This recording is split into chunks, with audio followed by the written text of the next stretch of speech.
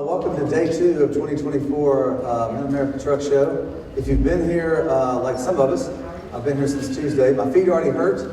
My knees hurt a little bit. And I'm a little tired. But I'm excited to be here with you guys. I'm Brent Hutto. I'm the Chief Fun Guy. My job really is Chief Relationship Officer. I handle all the external sort of relationship stuff for the company. But I like to call myself the Chief Fun Guy because I get to work and talk to you guys. I started in this industry in 1998, and Mid-America was the second show that I came to. The first one was the actual Truckstop show. They have a show for actual Truckstop owners. This was the second one. And man, we've had some beautiful weather, right? Even today's a little overcast, but the last few days have been super beautiful. And my first show, it was sleeting and snowing out. And I worked for Overdrive magazine. I was there for 15 years, the voice of the American trucker, and I loved my time there. That's where I kind of cut my teeth on getting to know you guys and talking to you and working with the journalists that write the articles for you guys and talking to the advertisers and the manufacturers that want to reach you guys. So and I fell in love with this segment.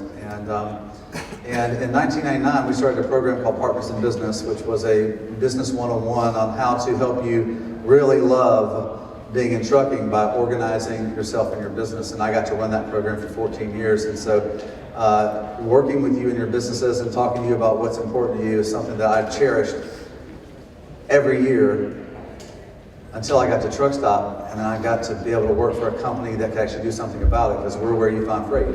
We're where you make money.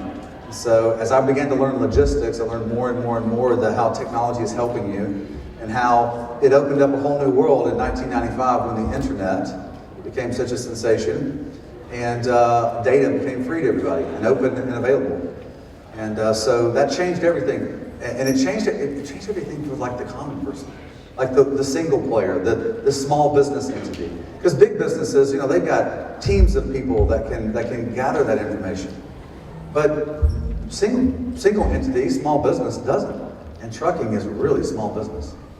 And so the internet really helped from the standpoint of you guys getting information that can help you navigate, okay, well, what's the trends in the market and what's those sort of things.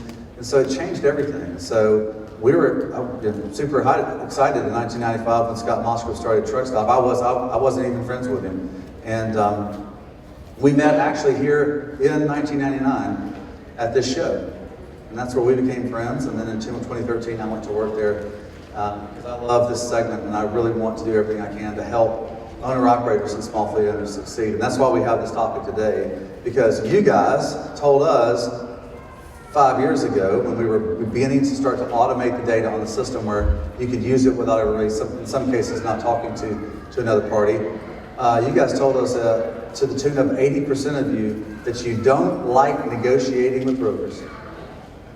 But the internet gave you the ability to have the information the broker had. And so the broker has the information on this side, you have it on this side, so your negotiation or your relationship with them should improve. And from a lot of the discussions I have with owner-operators, it has. Now there's always bad players in the market. There's some brokers that don't play fair, and there's some carriers that don't play fair, and that's in any market. It doesn't matter what business you're in, you've always got players that just choose not to follow the rules. And but for the most part, this is a great, wonderful industry that's full of great people with integrity, and the commerce or the freight movements work very well.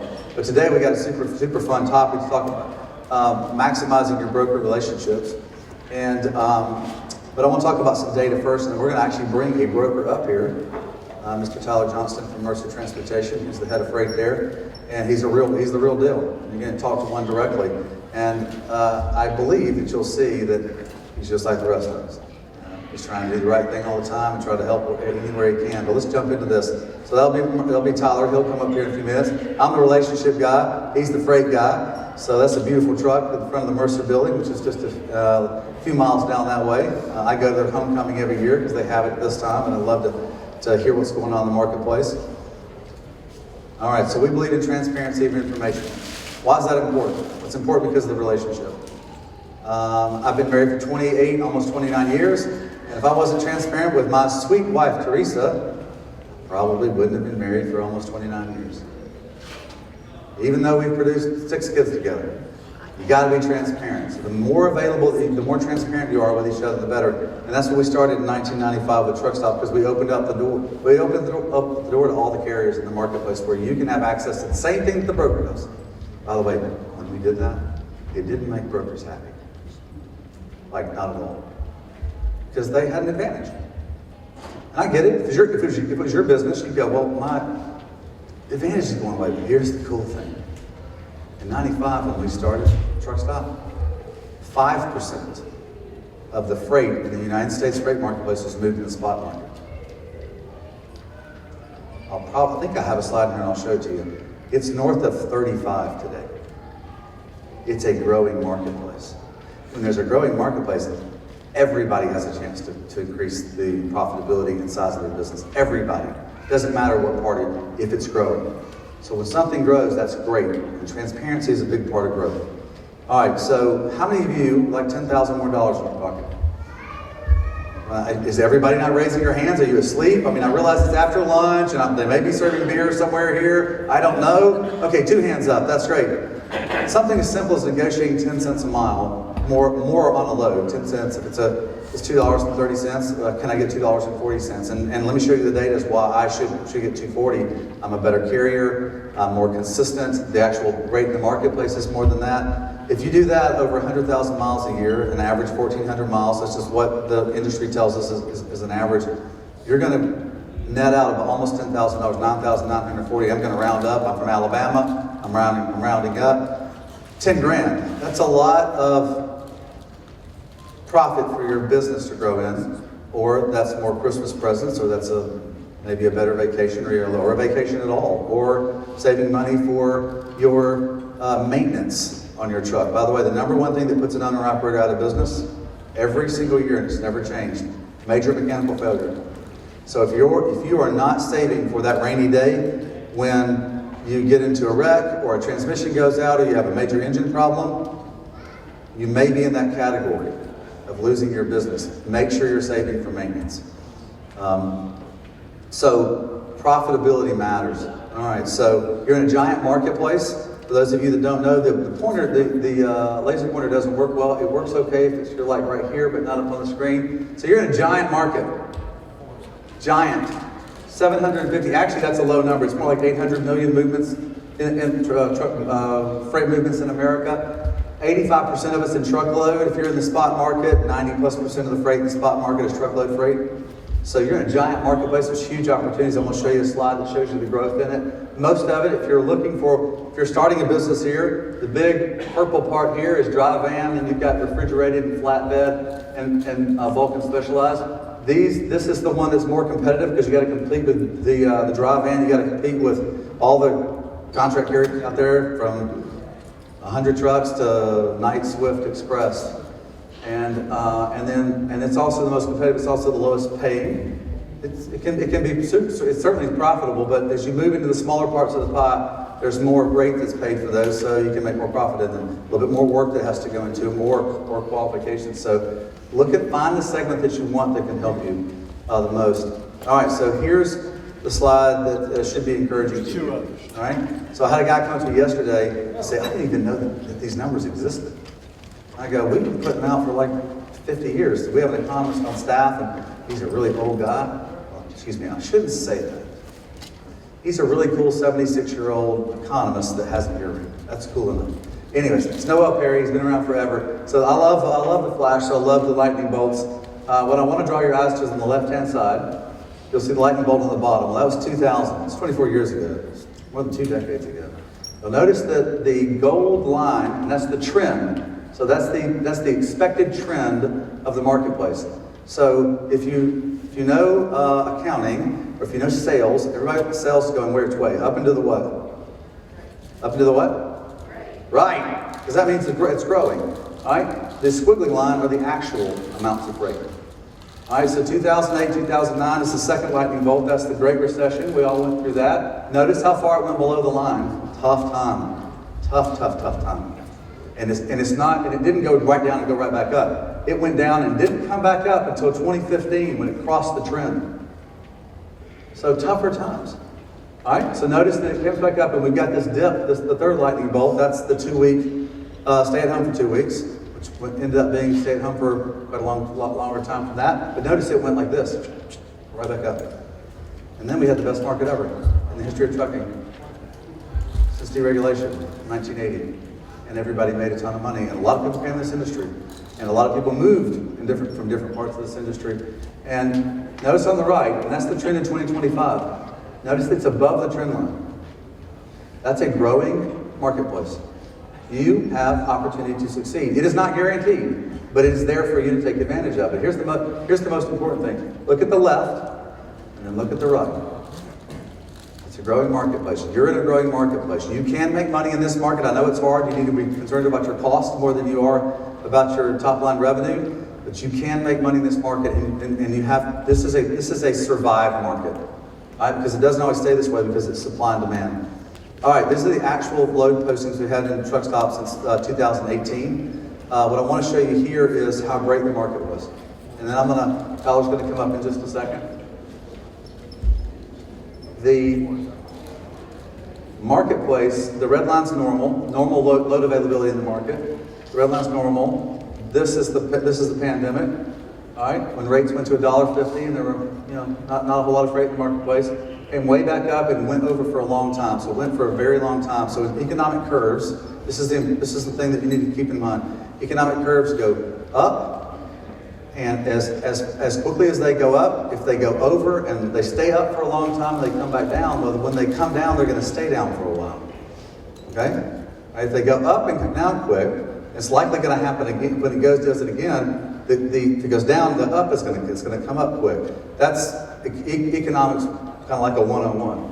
Well, it was up for so long, and we've been down in a normal market from load availability for a year, more than a year, 17 months.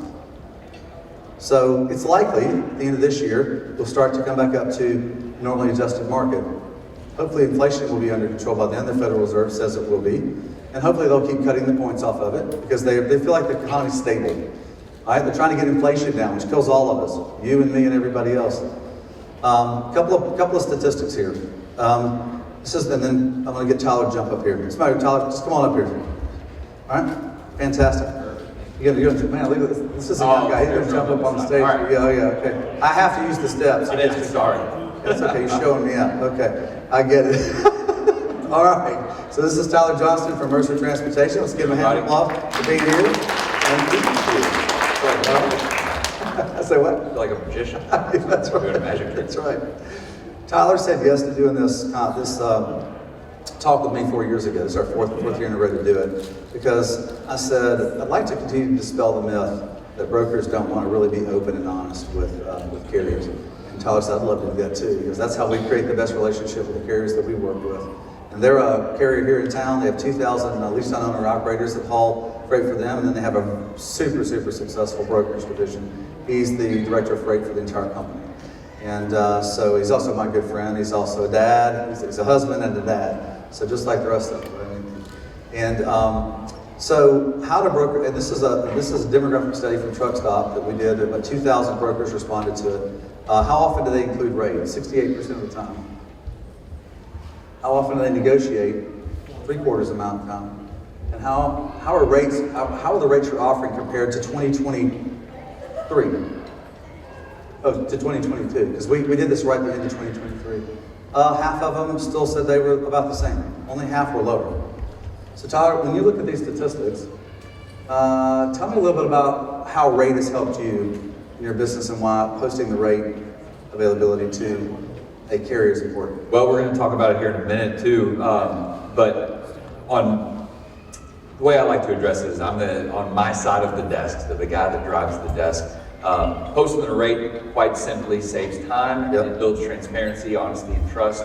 Those are three things that we are trying to get to all the time. We're trying to make a relationship and build a relationship, and we'll talk in a minute about why that's important. But also this 51% rates compared to 2022, I think that plays into showing you just how much freight that we look to cover on software like Truckstop.com or things like that. It's not just spot market freight, and we'll talk about ways to get freight later, but it's also contract as well. Yep, fantastic. right? So types of loads they move in the market. You'll see that it's all across the board. Types of number of customers that they use, and number of carriers that they use. So it's a tremendous variety in that when it comes to the number of total loads they move monthly. So it's anywhere from a few to a lot. So it's a wide open marketplace. It's not just large brokers that are out there. Biggest obstacles. This is a really fun one. This is a lot of reason why Tyler's standing up here today. Number one problem is with brokers is the biggest obstacle is communication carriers. It's 35% of, it's the largest, it's the most frequent responded part of the question. So communication, which is what we're going to talk about today, Tyler. So a bigger part about communication, just know that it's a problem for them too. It's not just a problem for the carrier side. All right, so regulations affect you tremendously inside the marketplace. Just know that regulations are going to change your business, and that's the thing that makes the changes that are inside of transportation that affect us directly all the time. The pandemic was not a trucking regulation.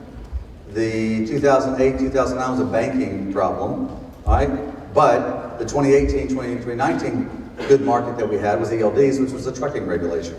This chart shows you that this is the number of carriers that need to be hired in anticipation of the regulations that are either in place or coming to be in place over the next years. So notice that it's all above the line. So there's more and more trucks.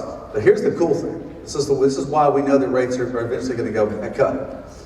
I started in this marketplace in 1998. There were about 3.5 million commercial trucks. Tyler, how many commercial trucks are there today in 2024? Oh gosh, I don't even. About 3.5 million. 3.5 million, there you go, all right. The population of trucks hadn't changed a lot. So when you've got more freight and the same amount of trucks, your rates should be more in your favor than none. All right, but watch the regulations, because that's what will make the changes in the market, because those are things that we have to navigate around, no matter what. If they change, right? So here's another thing that's interesting. We talked about this. You want to talk about this one? Yeah. So yeah, that's great.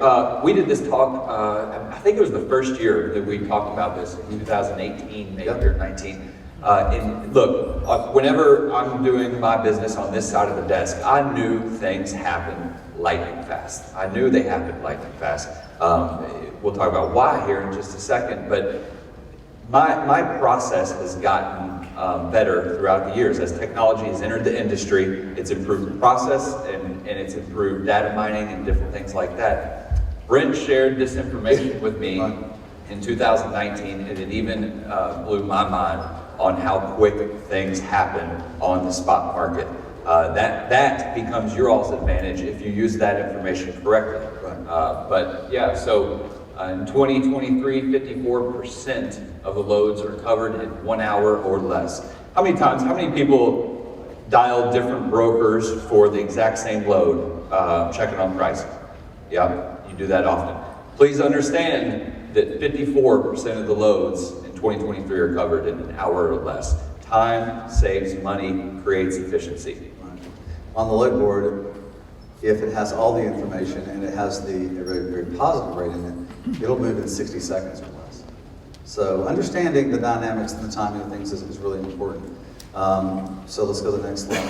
All right, most brokers move freight nationally, although they move regionally and locally. Interesting enough, when you guys answered the same question, you're balanced between all three segments. And so brokers ask me questions about that response. I go, well, what you can take away from a carrier standpoint is they'll haul freight anywhere, anytime, long as it pays well. No matter what.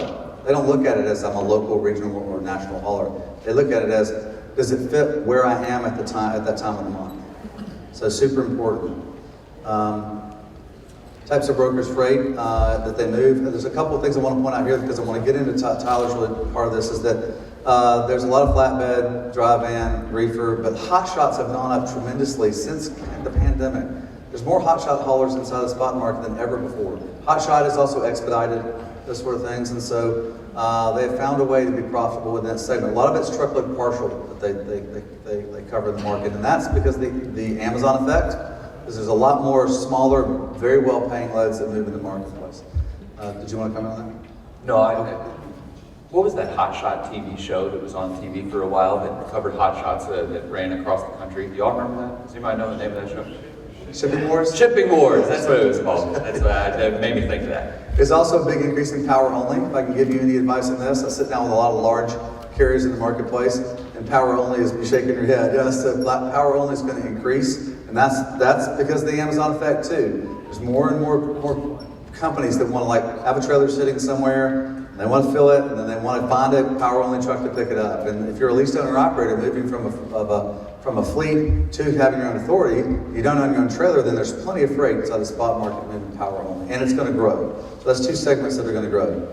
All right, so Tyler, here we go. We're kicking off your part of this. Yeah. The data nerd is over here. Yeah. I'm hopeful my voice will hold out. I'm just going to hold my water. I apologize. I'm talking for a full day and a half. I got a day and a half to go. We're going to make this thing work. Fantastic. So let's kick it off. Technology it's revolutionizing trucking. We're an old industry that needs more efficiency. And so trucks are becoming more efficient, that we have a lot more freight in the same number of trucks, so the actual production or optimization has become more efficient. Yeah. But the bigger gains that are left are going to be solved by technology. Yeah. So let's talk about real quick, I want to ask a question. I did this yesterday just to know who we're talking to. How many of you all drive for a fleet of 500 or more trucks? All right, how about first-time owner-operators out there? Anybody? Gosh, these lights are bright. All right. There's, hang on. Yeah. Come up there. Say that. First time owner operator, raise your hand. Okay, 1, 2, 3, 4, 5, 6, 7. Keep them up. 8, 9, 10. All right. The lights are a little bright, and I'm sure my shiny head is not helping Tyler out. Yeah. So, okay. Thank you. How about run your own authority?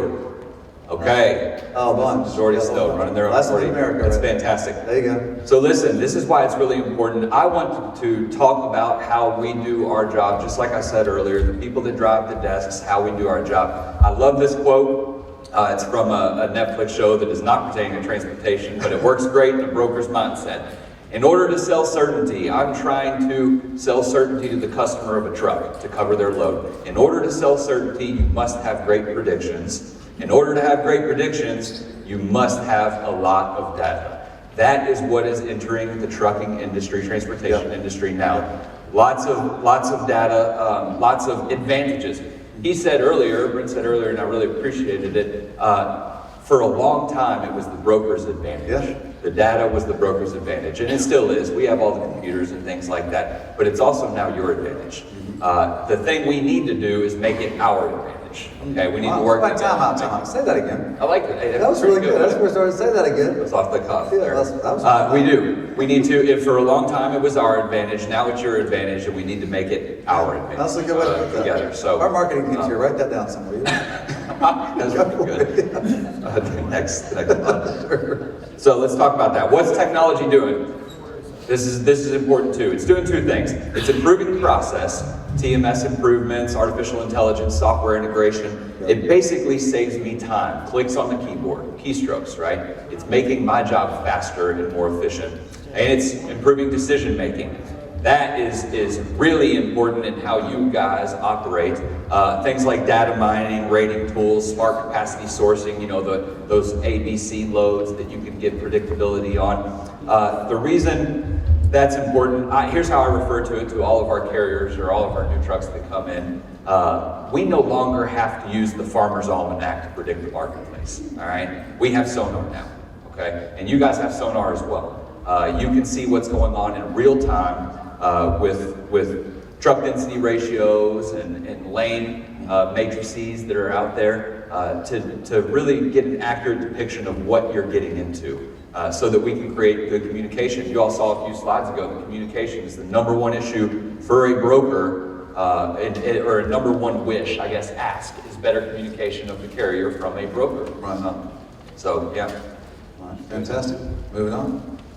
What does that do? What does technology do? Yeah. Industry affects technology. It's making it a few things. Fast-paced, more automation, less touches, less interaction and more transactional. That's the one I hate. That's the one that we want to combat. Okay, we're going to talk about that here in a little bit. But it is a necessary evil. It is becoming less interaction. I think society in general is becoming less interaction. And it's getting competitive and super accurate. Those people that raised their hands earlier that said that they called different brokers for the same load, and you see all of these different rates posted, I can promise you guys, and I'll tell you why here in a minute, our rates are within dollars of each other most of the time. We are fishing for a truck, but our rates are within dollars of each other because we have the tools that you all have as well to make it very, very accurate in our bidding. Right, I appreciate you saying the word competition, because I think a lot of times in trucking, the truckers don't think like we're in competition with each other, because it's a culture, you know, it's a family, it's a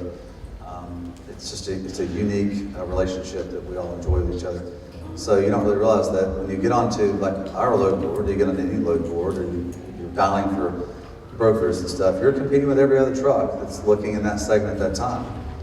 You don't really see it or feel it, because electronic things are kind of impersonal, but it moves fast. And so you understanding that your need to move fast is important. Your need to understand the data in the market and the timing of that data in the market and the seasons that you're going through will either be to your disadvantage, or to your advantage. It's up to you, because it's right there in your hands. Yeah. Know your data. This is so important.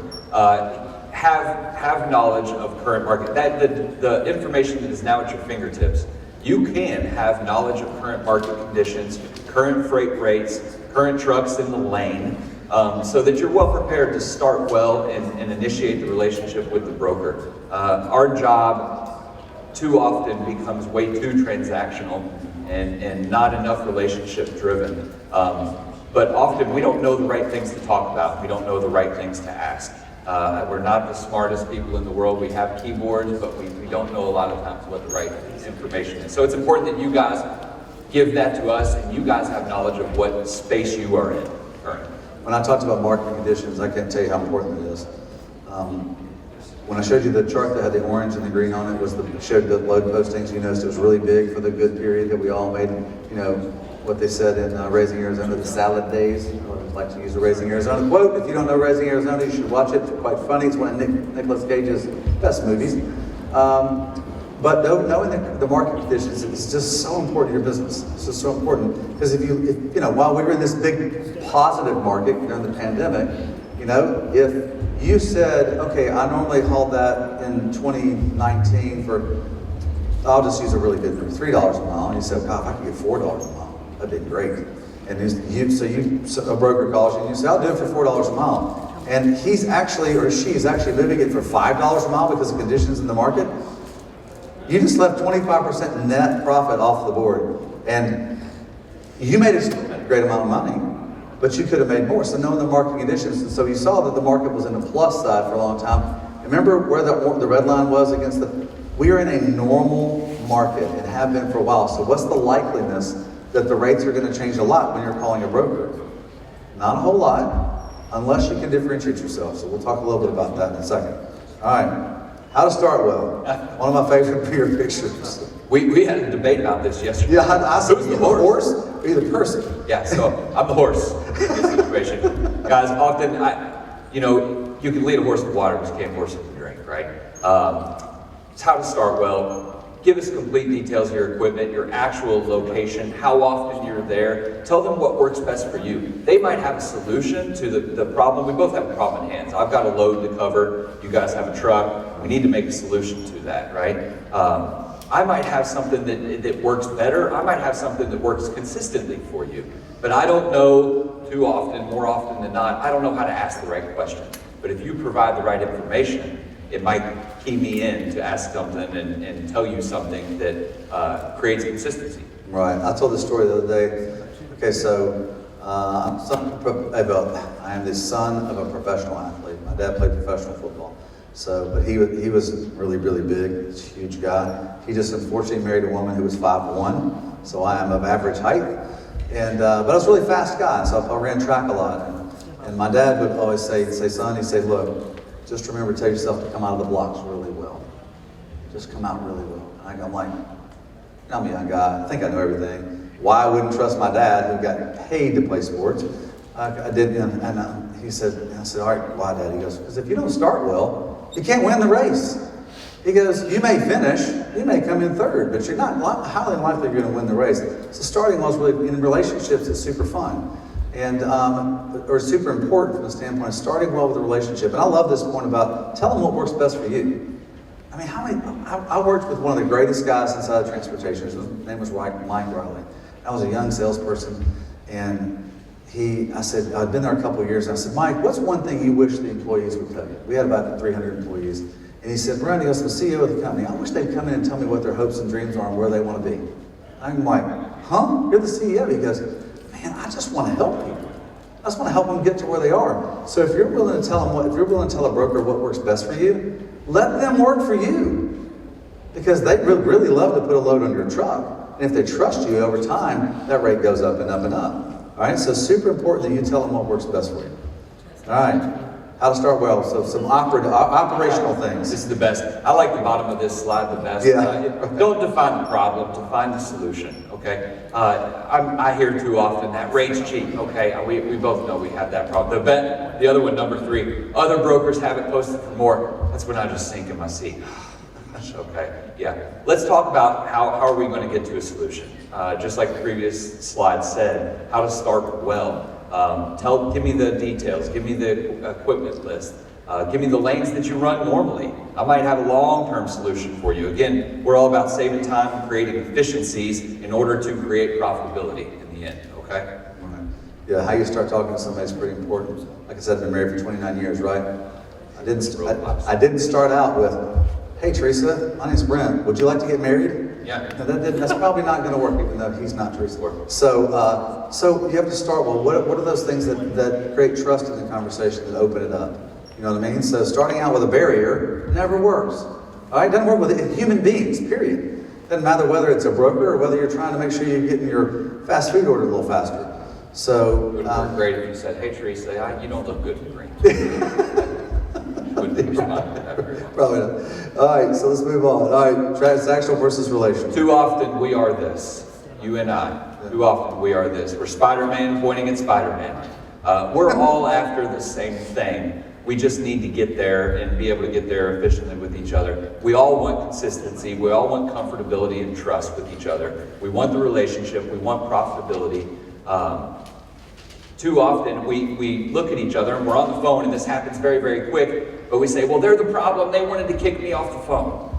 They wanted to just get on to the next load, right? How many of you all have ever experienced that? Or same thing, I'm on this side of the desk saying, dang, well, all they wanted was that one load. How many of you are call one and done with most of the brokers that you work with, load by load basis? Yeah, you already raised your hand. I guarantee you are. Most of you are. You got an amen over here. You have to understand that if we can create that consistency, that creates the efficiencies. So asking the right questions and trying to not be Spider-Man pointing at Spider-Man and not defining the problem but defining the solution is very, very key. Well, I just appreciate you using the Spider-Man picture because that's my favorite superhero. So Well, it's my it's favorite. fantastic. Yeah, absolutely. It puts everything into it that we want to get to a relational conversation, not a transactional conversation. And one of the things you pointed out, you talked about how, and maybe you'll talk about this in a second, but I'd like to bring it up. You talked about how important time is. So you want to talk about this in a second? Let's talk about this. Okay, great, fantastic. That's the key. All right. This one I love. Predictability breeds efficiency. Efficiency creates profitability, okay? If I know where I'm going to be, what I'm going to do, and who's got what for what, I can be efficient, or I can find efficiencies. That is when things start snowballing into profitability. If you know your surroundings, and you know what you have to work with, and you know your data, and you know what's going on, you can be profitable.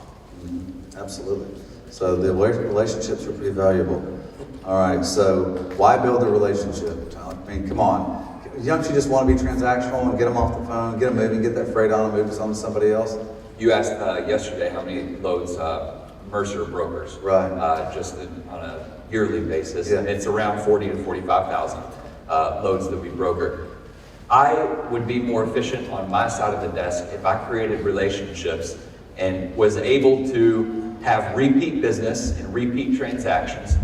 You guys would be much more efficient if you knew the steady lanes and routes, the familiarity and trust. I am absolutely willing to pay more money for the trust, familiarity, and vast relationship transaction I don't want to say transaction because I don't like transactional, but if we can develop a relationship and create that repeat business where I know you, you know me, and we know we're going to take care of each other, and we can create efficiencies with it. So one of anything is the greatest cost. If you're negotiating, I know there's a lot of one and done, and I understand that. Sometimes that works because you're looking to try to get to a different place. But anytime you're having to negotiate with somebody for the first time, you have to spend more time, they have to spend more time. Remember, time is money because you're paid by the mile, but that mile's got to be moving. All right, so this is why timing is important in this. This is why predictability or familiarity is so important, because if they know you, you can still be friendly, but you're able to close the conversation, close the deal faster. You can say transaction faster. So therefore, your time is maximized and their time is maximized. Both parties make more money. Time is important. Time is the only constant that can't be replaced. All right, we can replace everything else, but not time. All right, the other F word. That slide previous when we were talking about trust. This is something that we're trying to combat, and we all know it's rampant right now in our industry. The other F word, double brokering. Ask questions, ask lots of them. If it sounds too good to be true, it probably is. Every single orientation class that I have on the carrier side, I talk to every orientation class, and I use this analogy, and I want you guys to know this so bad. If someone calls you, what is the date? The 22nd. Yeah. 22nd? So if someone calls you, most of you might get a load out on Monday or something like that. Someone calls you on Monday and says, hey, I've got a load of ping pong balls picking up in Louisville, Kentucky, going to Dallas, Texas, weighs 100 pounds, pays the truck $8,000. Guys, there's no ping pong balls paying $8,000 going to Dallas, I'm sorry. If it sounds too good to be true, it probably is. Don't chase the unicorn loads. Chasing the unicorn loads only wastes time. We just talked about how valuable time is. So create the relationships, create the trust, familiarity, and fight against the other F word, fraud.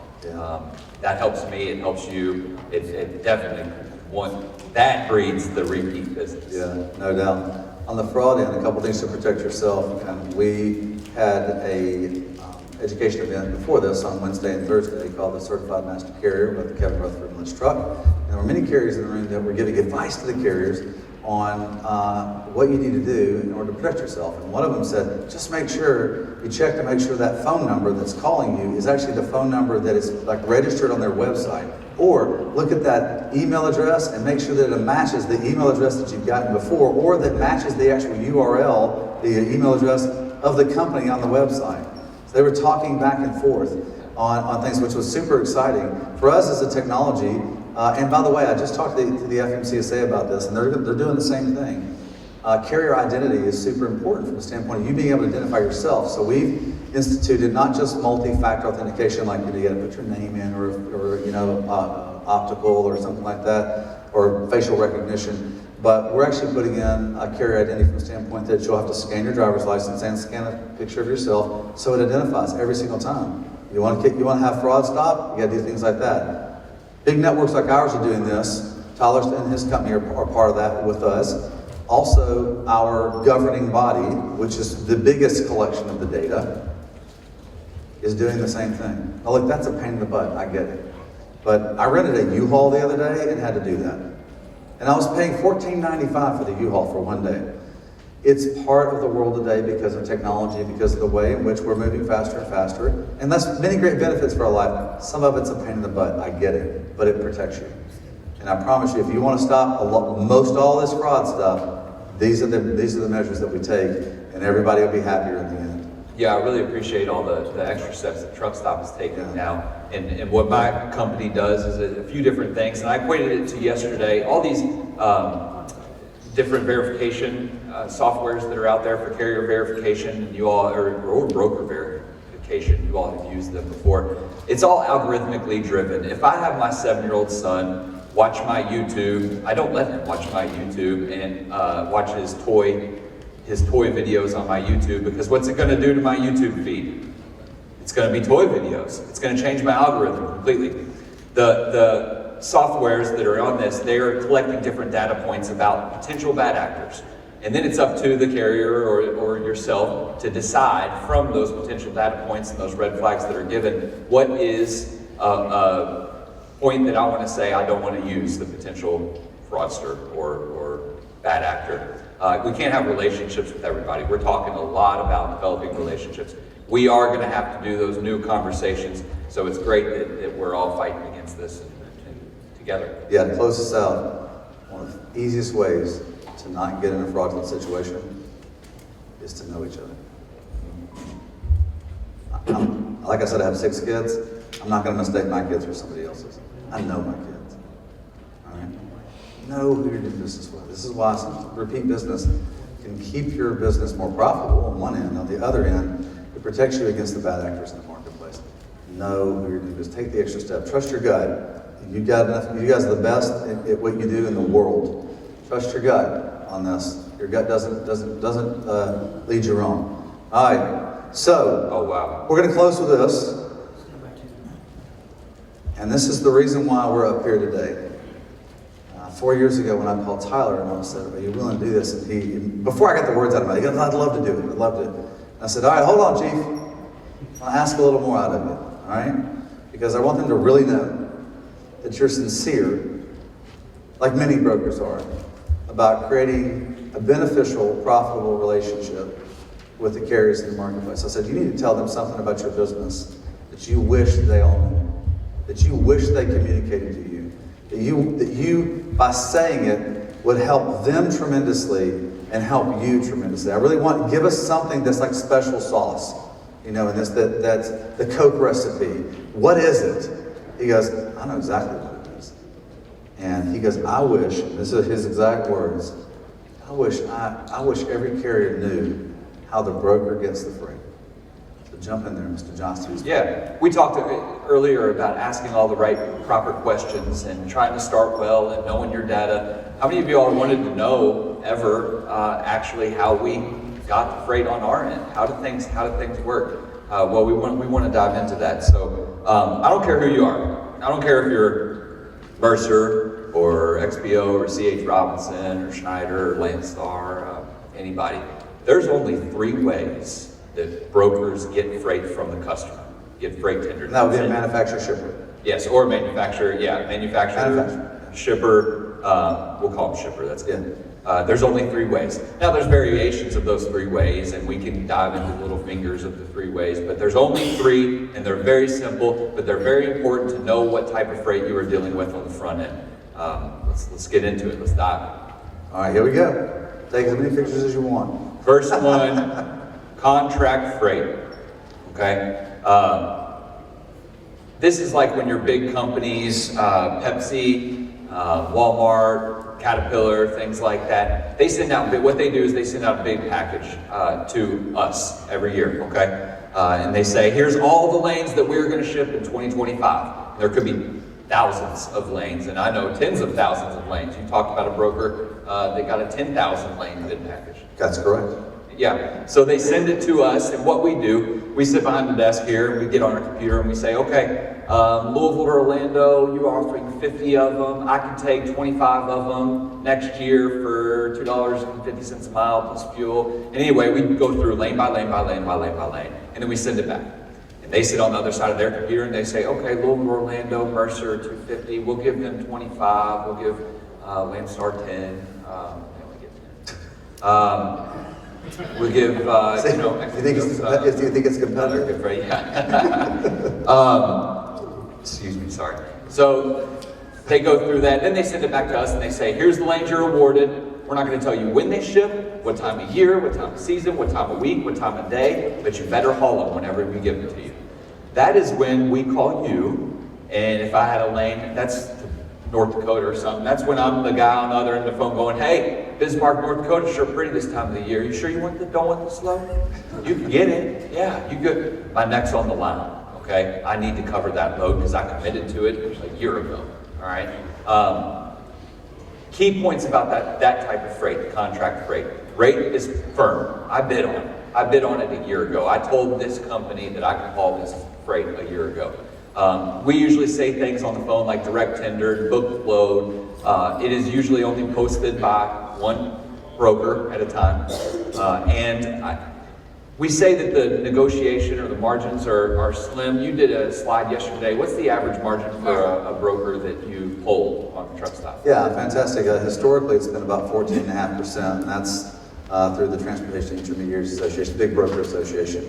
After 2023, it was 17%, so it's gone up a little bit. But that's the average gross, not net margin. That's not what they take home their kids. This is what the business makes before they paid all the expenses. So Yeah. about 17%. 17%. So when we say rate is firm, we are not making margins of 75% or double or 100% on a load. If I offer you a rate of $750, that does not mean I got that rate from the customer for $1,800. Okay.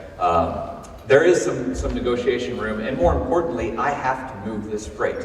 So I am willing to talk. Okay? Because you've agreed to. Because I've agreed to it. I've already bid on it, and they've awarded it to me. Number two, this is probably the one that's most used. Do y'all remember Rolodex? Y'all remember Rolodex? All right, I am old enough to remember Rolodex.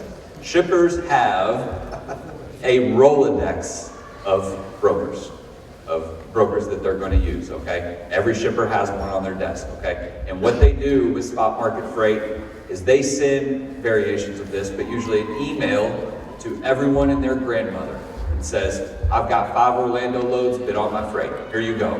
First one to give me a good rate, a truck at a competitive price wins. You will see multiple brokers posting the same load. That does not mean we all have the load. That does mean we need a bird in hand. There's lots of competition. Speed wins, okay? You see sometimes brokers, I'm trying to know how to say this correctly. You see brokers posting rates that are big variations, right? A lot of the time they're competing for a truck.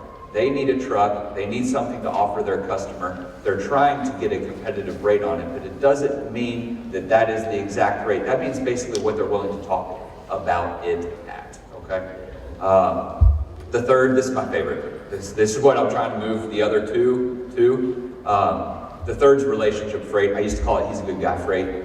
That means I've been doing business with John Smith at the concrete manufacturing company for 25 years. He knows that I'm going to provide him a reliable truck at a competitive price, and he's not calling anybody else but me. It's my freight. I have time to work on that freight. It's posted by one broker. It's relationship driven. I need a reliable truck. I'd love to build a relationship on that lane or that customer because he probably moves other things. So this is something that we always have room to talk about pretty regularly. So you've got 3 types, and so you make a phone call, and once you get past the hellos, and you know them, or you're talking about the freight in hand, how much negotiation do you have in the 3 parts of these? So contract freight has a certain negotiation Spread. Spot market freight has a certain negotiation spread. Relationship freight has a certain, just in general, I've got more or less in this one.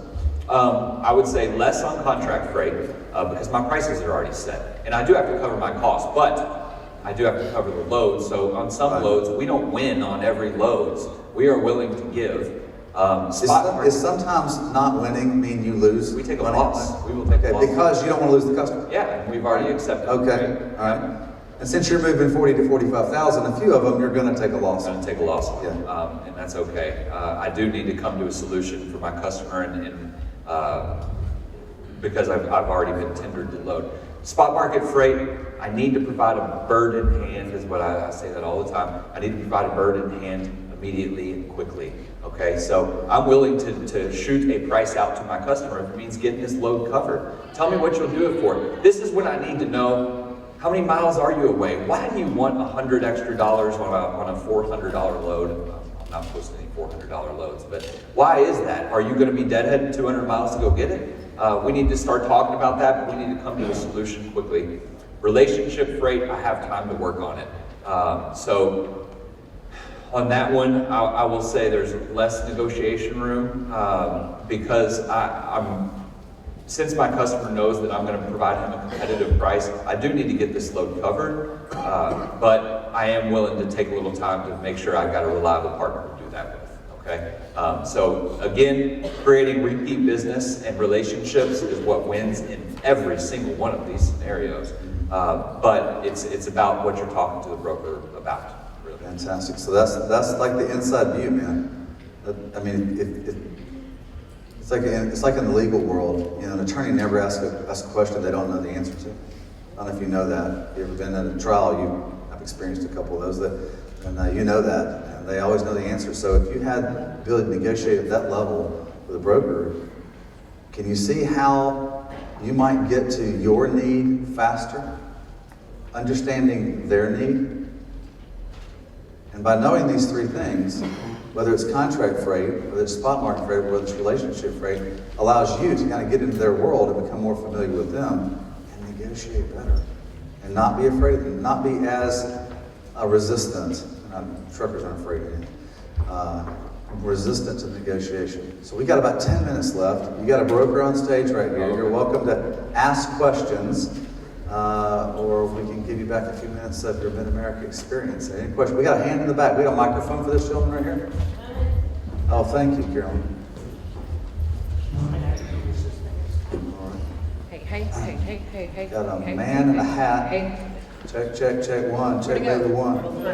All right. I know these guys. I met these guys earlier. Is this Levi or is this Colin?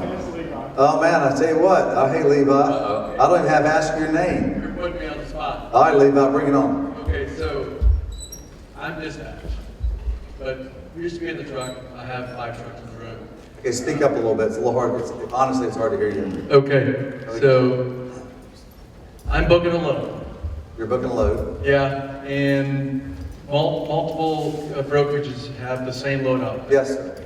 I call one broker, and we're working together trying to figure out the best rate that we can come to an agreement with. And he all of a sudden says, no, load is gone. And so I call the next broker. Well, he says the load is gone, it's already been covered, kind of thing. So I call the next broker, and On the same load? same load, Okay. same location, same everything. Same location. Same company. Right. No, different company. No, sorry. Different company, same load. Yep. Right. And this broker, we booked the load. We come to an agreement, we booked the load. Okay. So why is that? Okay, so first let me rewind, make sure I got it straight here. First you saw it posted by multiple brokers. First broker you called said, nope, load's already gone, sorry, I don't have it. Second broker you called, you got it and booked the load and everything's good. And you're wondering why this first broker said he had the load and didn't move the load, or why did the second broker have the load?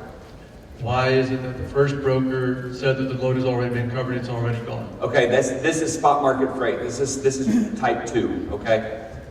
I'll tell you this, as a broker, if a spot market customer sent me a load of ping pong balls that went to Dallas for $7,000, or just went to Dallas and I knew he was willing to pay $7,000, I'd book it immediately without a truck, okay? I would just send him an email right back and say, I got a truck, $7,000, here you go.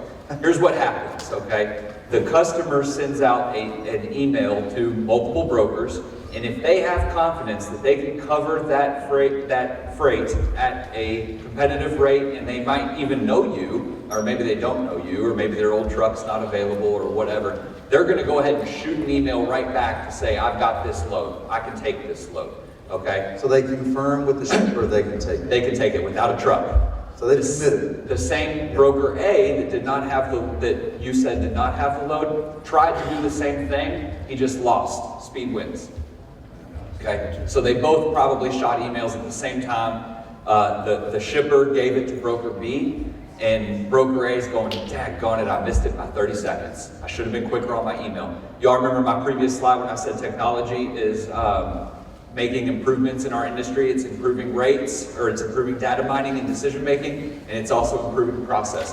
That is a direct result of that. So Levi, during the pandemic, and if you saw, remember that chart, the orange and green, it had a really, really, really high point on it?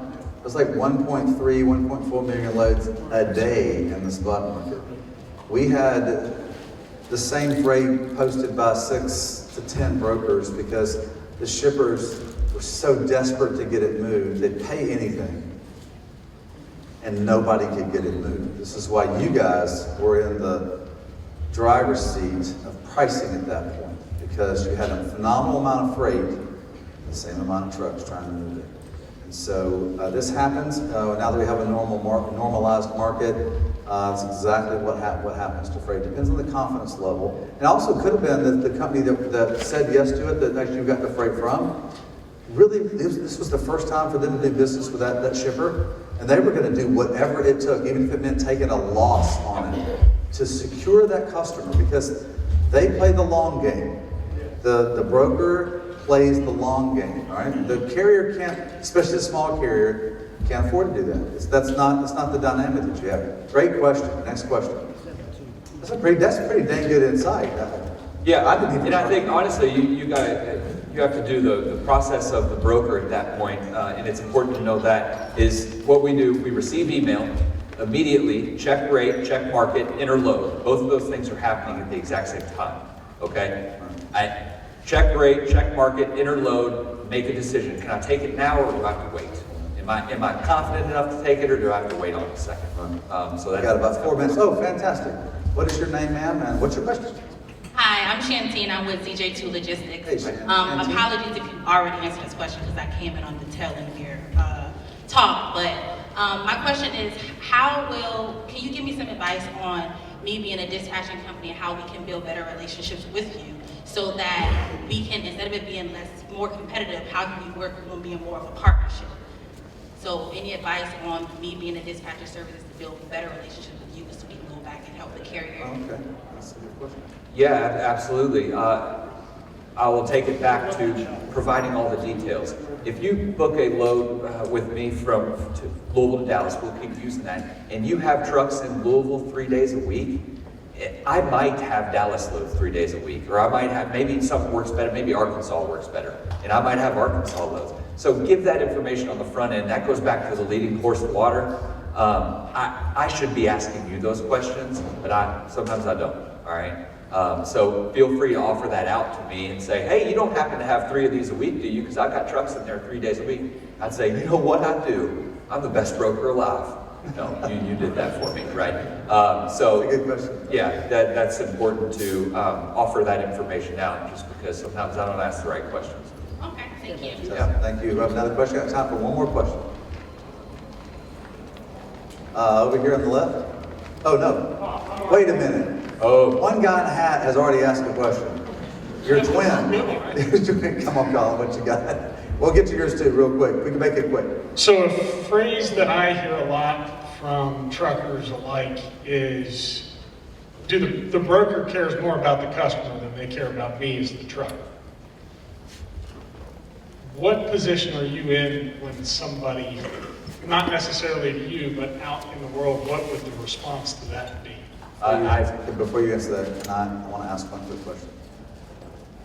In your mind, are you the customer or the provider when you're talking to a broker? I would be the provider. You're the provider. Oh, that's the mindset you got to have, right? Because he's the customer, right? All right. So that's one of the challenges in this marketplace. A lot of carriers feel like that they're the customer. And if you want to understand the definition of this, who pays who? Yeah. All right. He pays you, so this is the customer. So now you got sort of a more friendly relationship than just a standard customer. So Yeah, I don't think it's it's not quite exactly cutthroat. It's not. It's not. It is It's not. friendly. I like to It's say friendly, yeah. that. When I talk to carriers about this in kind of an agent aspect, a broker's main job is to take care of their customers' freight needs. That's why I exist, period. I often tell my staff that they are not load enterers, they're logistics professionals, okay? They need to take care of their customers' needs from point A to point B and all the way through. But how do I take care of my customers' needs? From the truck. So I don't think that you can have one without, it should be an equal marriage, if you will. I should care about both. Now, I used that Bismarck load earlier as an example. What you're saying is, what would I care if I sold you that Bismarck load? What would I care if when you get to Bismarck what you do? The answer is not, I don't care. It's, maybe I should ask additional questions because maybe we can create something long term. We are out of time, sir. If you'll meet us outside, we'll answer your question. Yeah. If you don't mind. We'll Yeah. be happy to Kyle answer your question. What a great afternoon. Thank you so much. We're always fired up to do this. Appreciate you guys. Go see Mercer in booth Oh, gosh, I'm not. over that direction. Yeah, North Wing, been North good. Wing. And Truckstops is 16160. Thank you so much and enjoy Mid-America 2024.